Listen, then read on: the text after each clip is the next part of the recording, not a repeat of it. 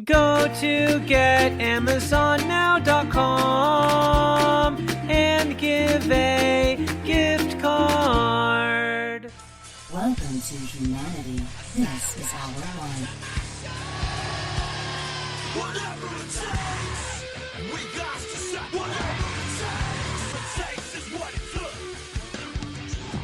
This is Brock Lesnar, and you're listening to Fight Net Radio.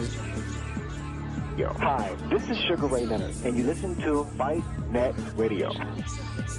Ladies and gentlemen, it's time to listen to Fight Net Radio. Me, Harvey Oswald, what's your name? I know how am I supposed to know you? This is Frank Shamrock. You're listening to Fight Net Radio. Hi, this is Nia, the Knockout St. John. You're listening to Fight Net Radio, and there's no way I would ever touch Lee. This is Chuck Jackson. I am Stephen Bonner, and you're listening to Fight Net Radio. Dan Henderson, you're listening to Fight Net Radio. Everybody, welcome to Fight Net Radio, where Lee's burning every bridge there is out there. All right. Hi, this is Manny Pacquiao. I'll fight anybody on FightNetRadio.com. Whatever it takes, we got to say whatever it takes. All these truths for whatever it takes. This is how we show it. Whatever it takes. 'Cause we ain't got nothing to whatever it takes. Hi, I'm the king of the world. Hold it. Hold it. You're not that pretty. I'm a bad man. Wait. I took up the world. Hi, everyone. Welcome to Fight Net Radio. Lee Hanish, Andrew Labouche, bringing you boxing. Andrew is the writer / passionate amateur boxer turned writer / amateur / professional boxing fan. Sorry. It's early. You're making us record early. There's no football for like 5 hours. Right. Like you tailgating somewhere? My name's Lee Hanish. I am better known for my outlandish stunts in trying to get people to look at me. I think that's safely a good way to describe me. Oh, and I say really crappy things about fighters. All right. My job is historically the quote-unquote humor of the show. Andrew is the serious part. We had boxing this weekend to cover for you guys, plus a little bit of news to cover. Starting off on Friday night, PBC invades Spike TV. Did you get a chance to watch those incredible mismatches? You know, I just watched the main event, Lee. I watched the Lara Foreman fight, and mismatch, understatement, shouldn't even have happened. Yuri Foreman. The Durrell fight. Okay, well, let's start with the Durrell fight. Anthony Durrell won, of course, but he fought somebody who was clearly, I don't know, 2 weight classes below him. Always, that's a PBC. Always. Yeah, that's a PBC. That's the PBC formula, standard, right? Yeah. And don't get me wrong. I mean, even Durrell looked uncomfortable beating up this kid they brought in for him to beat up. But it was a literal, like, there were levels of uncomfortable stuff to watch. I mean, he just beat on this dude indefinitely, and it went on for way too long, in my opinion, which cuts us to the main event. Yuri Foreman, I don't even know how to talk about. First of all, physically looking at that main event, right? Yuri Foreman was obviously, I mean, looking at their weights, 154 and 153.2.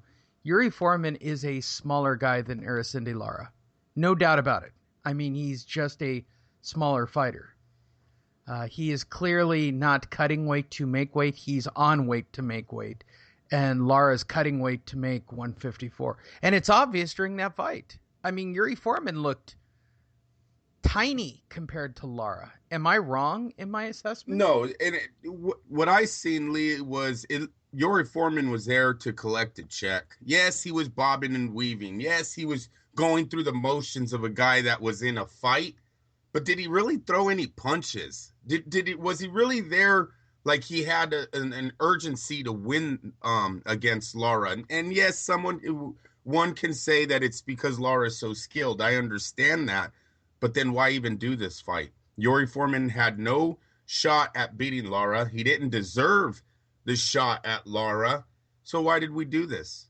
You know, and it just goes back to the PBC not being able to reach out of their stable to get these guys legit opponents. And then when you look at their own stable, I mean, they dominate the 154-pound class. Why hasn't Lara fought in any of their guys? The Charlo brothers, I guess, to be exact. I'm gonna say a fact that I find it's just ironic. I was rewatching. We're gonna talk about the DeGale Badou Jack fight, but how many times did they keep talking about how historic it was to unify belts? Well, okay, PBC, you got all the goddamn belts. You've got all the top fighters. What are you waiting for? Like, I don't get it. What are they waiting for? They're gonna go out of business when they could have made all these fights. That's the way I feel about this at this point. I mean, Lee, seriously, if Lara is the guy, you know, a lot of us in the boxing world believe Lara is the best 154-pound fighter there, right? Because Canelo obviously is going to be leaving soon. That leaves Lara at number one. When Canelo was fighting at 155, they had Lara at number one. So why ain't they getting behind him and building this man? Like, okay, I get it. He can't sell that many tickets as of now. But what happens if he annihilates all of your PBC other stablemates? You don't think his ticket prices will go up? His ticket sales will go up? You know, about 15, 20 years ago, I remember Filipinos didn't give a shit about boxing. Yeah, we had a few fans, but they weren't going to Las Vegas and with 20,000 deep, 13,000 deep. Never. I've never been to a fight where Filipinos were just all over the place until a guy named Manny Pacquiao showed up. Manny Pacquiao shows up, and you'd believe Filipinos were boxing fans this whole time.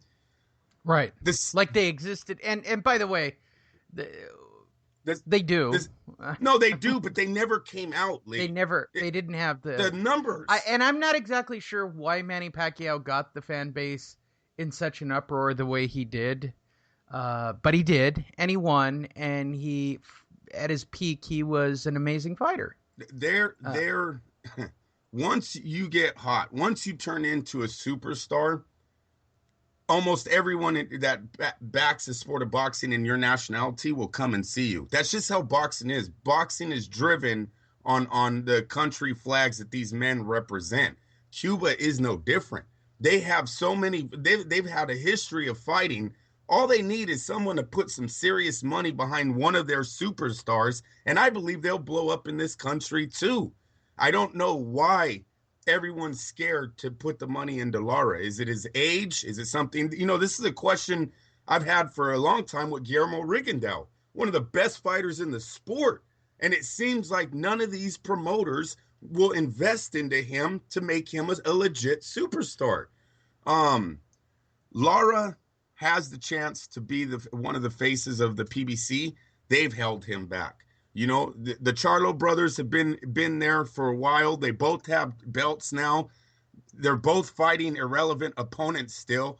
Why they haven't made this matchup, I have no idea. Why we were watching Yuri fucking Foreman fighting Lara on Friday night. That was an embarrassment to us diehards that you know, put in the time to actually turn on Spike and watch. As soon as I turned it on, Lee, you know, you text me, are you watching the fight? And that's what reminded me about the Lara Foreman fight. To be honest with you, I forgot that it was even on Friday night, and we talked about that fight. Yeah, and you didn't miss much. I mean, no, I watched the main event, and of course, I knew we knew what was going to happen, and we still watch. You know, next time I probably don't watch that thing. You know, if it's not a matchup that actually seems like it you know, the matchmaker gave a damn, maybe then I'll give a damn. But until then, I'm kind of over you PBC guys. I likened it. I wrote this on Twitter, and feel free to follow me at Lee Honish on Twitter. I said it's like the morning walk of shame. Like after you watch the PBC the night before, it's like a nighttime of bad decisions, right? And you're waking up doing the walk of shame the next morning back to your car. Like I can't believe I always have that feeling after I watch a PBC card. It's always, and of course there's exceptions, but by and large, I always get that dirty feeling like I just slept with a big fat pig. I mean, it's that walk of shame to the car where you're like, I can't believe I did that. I must have been fucked up. There's no excuse. PBC does it to me time and time again. Yep. Time and time again. I want to get behind the product. You clearly, like, even on paper, the way that, like, what were they thinking with Yuri Foreman as the guy? Like, I don't get it. Let me give you how ESPN pitched this fight. Yuri Foreman, 34-2, who has in no way, shape, or form earned a title fight. Foreman has fought twice since 2013 against woeful opposition and has not faced a legit opponent since he got knocked out in 2011. It is a disgraceful fight. Hello? Yeah. Right. Oh, let me tune into that, though. That's what every average boxing fan just read on ESPN on the buildup of this fight. Who wrote that? It was just on the. Let me look. I believe Dan Rayfield, though. No, Dan actually took an opinion. It was ESPN going up. Dan Rayfield. That was Dan Rayfield. Good for Dan. Wait, by the way, good for you, Dan. And you know what, Dan? It looks like you dropped at least 2 pounds. There. Yeah, I said something positive about that. It's a start, Lee. It's a damn start. If you're a casual fight fan and you've never seen Dan Rayfield, you've got to watch some pre-shows to really, like, he does everything to hide his weight. It's so fantastic. All right. The camera's just on his eyes. There's no wide angle shot. All right, so that takes us to Saturday night. Night's main event. Mauro Ranallo joining you live from Brooklyn's Barclays Center, taking time out from WWE. Hi, everybody. They were calling him Mo. Do they call him Mo? Is that my Mo? Right. Somebody called him Mo. I think I'd have a problem with that if my name was Mauro. Hello, everybody. Welcome to Brooklyn's Barclays Center, where we can't get our fucking faces up Badou Jack far enough.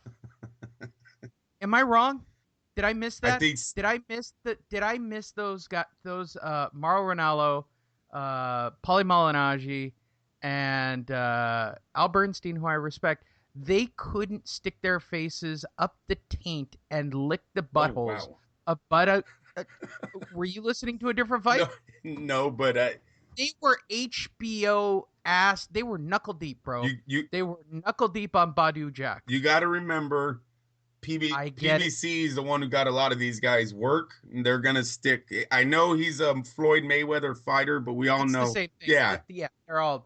All these guys' managers are one man. Yeah. Okay, so let's start with the undercard with the premiere of Floyd's new guy, Gervonta Davis, taking on Jose Pedraza. What a great fight. It was a great fight. Yeah. Pedraza ultimately handing over his title. Hey, Lee, he was there to win. That was an excellent matchup. Let's set this up for people who didn't watch. Right. So what we have here are little guys. They're little. What were they? They were lightweights, right? Yeah, 130. Lightweights.